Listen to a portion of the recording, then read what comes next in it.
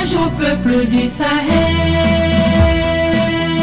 héritier des grands empires, porteur d'un temps nouveau qui annonce liberté et progrès. Sous l'étendard de combat épique, peuple de l'AES, intrépide et souverain, par le verbe et par les âmes, des échelles qui te tiennent, pour que tes richesses te reviennent, et que scintille l'esprit fertile de l'Afrique.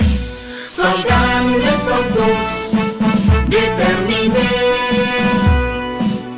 résilients et unis, pour que l'AES demeure un espace, un peuple, un destin.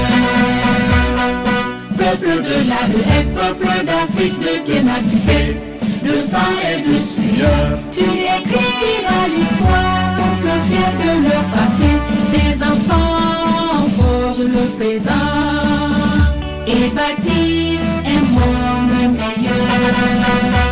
Soldats, nous le sommes tous, déterminés, résilients et unis, pour que l'AES demeure un espace, un peuple, un destin. Peuple de l'AES.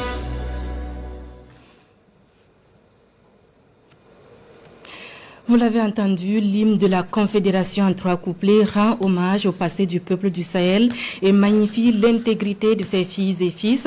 Il a été entonné ce matin au palais présidentiel au cours d'une montée des couleurs. À l'occasion, le président du Faso a livré un message dans lequel il dénonce les manœuvres souterraines des impérialistes. Nous l'écoutons. Camarades, bonjour. Nous sommes donc au dernier mois du premier semestre de l'année 2025.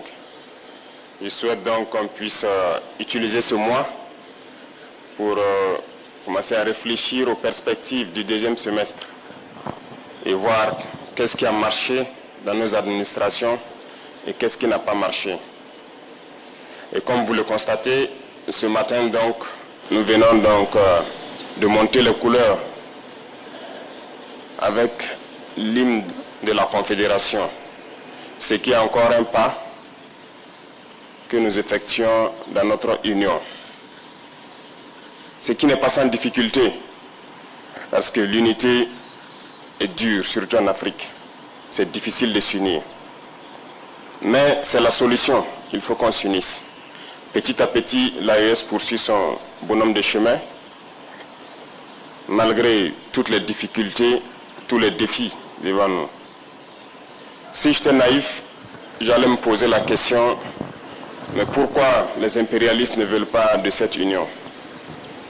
Mais je ne suis pas naïf, je sais pourquoi. Et c'est la même question que ceux-là qui ont tendance encore à dormir doivent se poser. Pourquoi ils ne veulent pas qu'on s'unisse? Pourquoi la Confédération fait tant peur ou fait mal à certains? Parce que nous sommes approchés tous les jours par ces impérialistes-là pour amener un des trois à trahir l'autre. Nous sommes confrontés à ça depuis belle lurette. Chaque fois, ce sont ces genres de manœuvres qui sont là pour vous amener à quitter la Confédération. Et ça doit nous amener à réfléchir. Et quand on regarde nos rapports, il n'y a pas d'amitié en fait. Le monde, il n'y a que des intérêts. Les gens ne viennent vers nous que pour leurs intérêts. Il faut qu'on soit bien conscient de cela. On va nous combattre, on continuera à nous combattre, mais nous sortirons victorieux et forts. Ces situations que nous vivons, nous ne devons pas les prendre et nous apitoyer sur nous-mêmes. Au contraire, ça doit nous renforcer. On doit sortir très fort de cette guerre, comprendre le pourquoi on nous a tant assaillis, se forger et faire en sorte que dans les siècles à venir, nous ne connaissons pas ce genre de situation. C'est ce qu'il faut avoir à l'idée.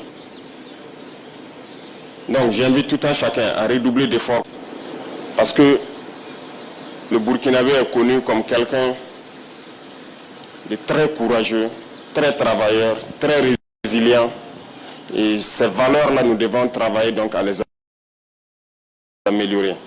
Partout où vous partez en Afrique ou dans le monde ailleurs, vous trouverez des Burkinabés.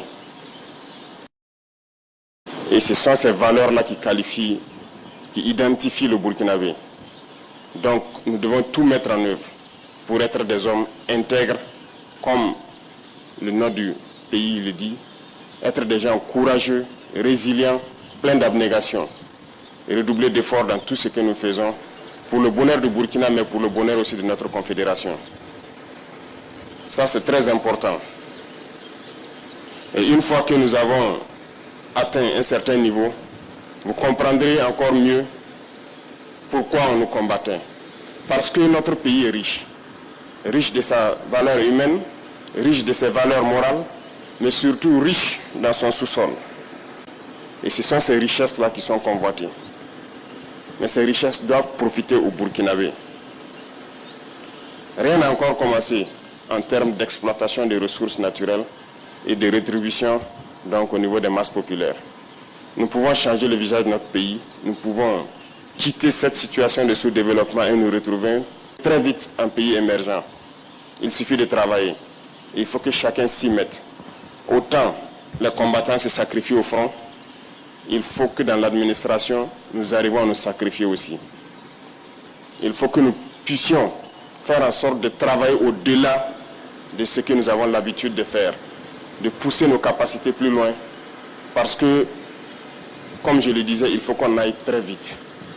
Et c'est en allant vite qu'on peut surprendre ceux-là qui cherchent à nous diviser, ceux-là qui cherchent à nous maintenir dans notre situation de pauvreté. Le Burkina n'est pas pauvre. Je vous le dis, je vous le répète, on est très riche. Et c'est ça notre problème majeur. C'est pour cette richesse qu'ils ne veulent pas qu'on puisse d'abord connaître qu'on est riche et pouvoir exploiter nos richesses. Et au-delà du Burkina, le Sahel tout entier est riche, immensement riche. Et je sais que vous le savez tous. Le Sahel ne restera pas pauvre. Nous continuerons notre bonhomme de chemin, continuer à construire l'AES, à être fort, résilient, faire de l'AES un espace de sécurité totale, pouvoir exploiter convenablement nos ressources et que ça puisse profiter donc à nos masses populaires. Sur ce, je vous invite donc à passer ce message à tous vos proches. Il faut se sacrifier ici à l'arrière dans les bureaux pour pouvoir soutenir ceux qui sont au front. Donc je vous souhaite très bonne semaine, très bon mois de juin et très bonne fin du premier semestre. Et rendez-vous donc dans peu de temps pour affronter le deuxième semestre avec plus d'énergie, plus d'abnégation, plus de courage. La patrie ou la mort, nous vaincrons. Moment solennel donc ce matin à la présidence du Faso, un moment marqué par l'exécution de l'hymne national et en exclusivité l'hymne de la Confédération, exécution faite par l'escadron musique du groupement d'escorte et d'honneur. Écoutons.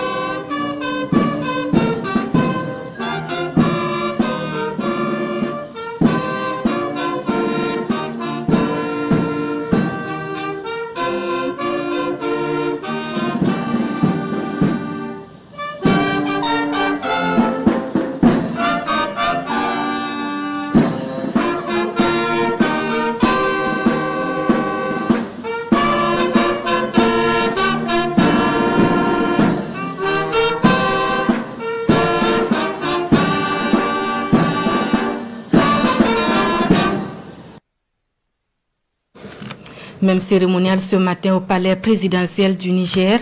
Le président de la République, des membres du gouvernement, le corps diplomatique et bien d'autres personnalités étaient réunis pour la montée des couleurs.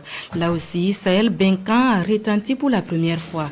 Les temps forts avec Gérard Abdoulaziz et Askou Djibrila. La cérémonie solennelle inaugurale d'exécution de l'hymne de l'espace ce lundi matin au palais présidentiel à Niamey.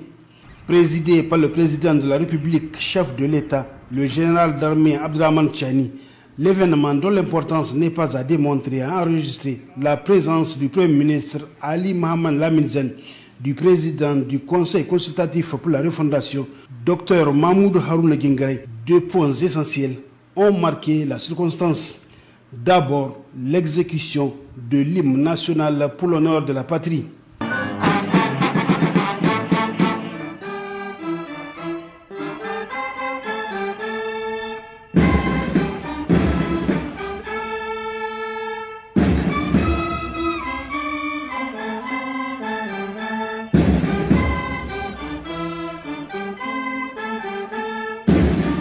Puis interviendra le moment tant attendu, à savoir le retentissement de l'hymne de la Confédération des États du Sahel.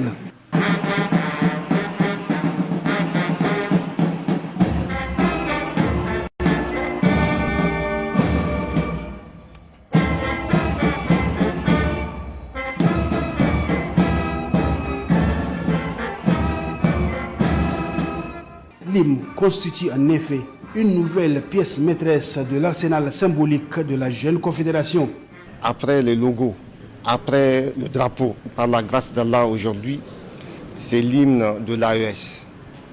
Il s'agit là de la réalisation de la volonté des chefs d'État du Niger, du Mali et du Burkina Faso. Il s'agit surtout de la réalisation de la volonté de nos peuples quant à la réalisation de notre confédération. Fruit d'un travail express mené par 15 experts des 3 pays du 7 au 9 mai à Bamako, l'hymne incarnant l'unité et la souveraineté porte la voix d'une Afrique résiliente et solidaire. Il est aussi une expression forte des valeurs partagées, des luttes historiques et des espoirs communs pour un avenir digne et autonome.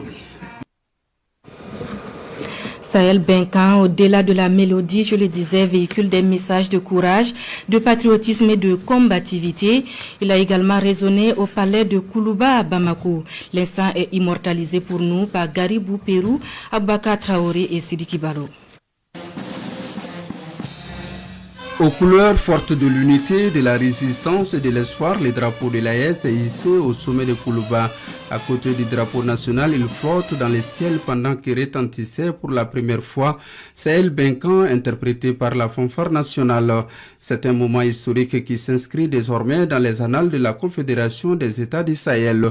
Le président Goïta, président de la Confédération, a présidé la cérémonie, symbolisant l'ancrage d'une souveraineté assumée. C'est tout d'abord important de rappeler que la Confédération de l'Alliance des États du Sahel est une entité juridique de nature étatique. Et ce modèle, donc cette confédération, repose, ce qui est tout à fait normal, sur des symboles.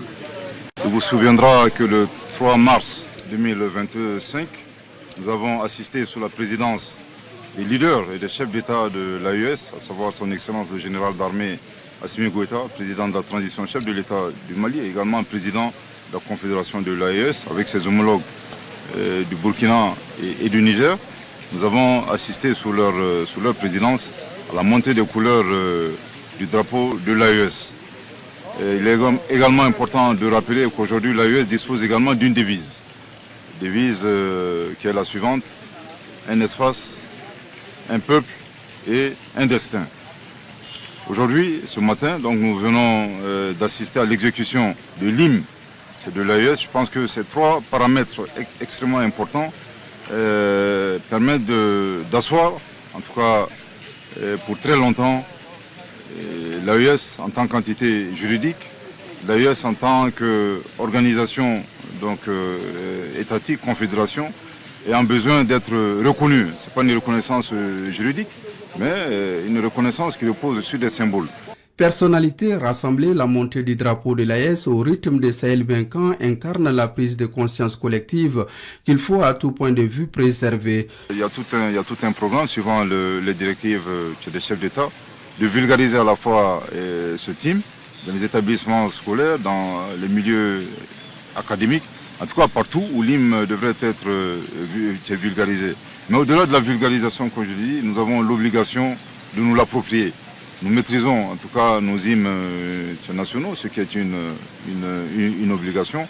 Mais je pense qu'à partir de ce matin, suivant les instructions des chefs d'État de l'AES, nous avons l'obligation également de nous approprier.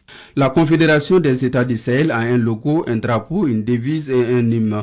Autant de symboles qui incarnent son unité et sa vision. Forte de ses fondations, l'AES a désormais un avenir souverain bien tracé.